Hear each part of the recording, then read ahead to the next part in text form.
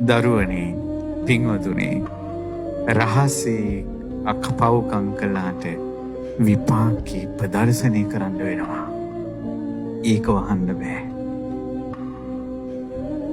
ඕන තරම් පව්කම් රහසේ කරන්න පුළුවන්. කවුරුවත් දන්නේ නැහැ. මැරෙනකල් දන්නේ නැහැ. අම්මා දන්නෙත් නැහැ, තාත්තා දන්නෙත් නැහැ, බිරිඳ දන්නෙත් නැහැ, ස්වාමියා දන්නෙත් නැහැ, දරුවෝ දන්නෙත් නැහැ.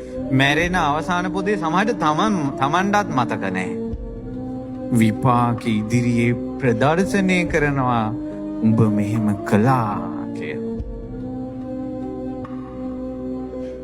ඊට පස්සේ මොකද වෙන්නේ? කන් ඇහෙන්නේ නැති කර්මයක් එයා කළා තියෙනවා නම් බීරෙක් විදිහට උපදිනවා. අම්මට තාත්තට අතපය දික් කරලා අනිත් අයට වකුටු අතපය වකුටු කරලා විකාර කරලා ඒ කර්ම කළා තිබ්බොත් අතපය වකුටු වෙලාම උපදිනවා. නුඹ මේ කර්මය කළා ප්‍රදර්ශනය කරනවා.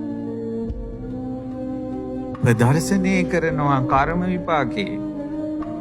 කර්මය කරනකොට හැංගිලා කරනවා. හැංගෙන්න පුළුවන් කර්මය විපාකේ ප්‍රදර්ශනය කරන්න වෙනවා. අපි සියලු දෙනා කර්ම විපාක ප්‍රදර්ශනය කර කර ඉන්නේ දැන්.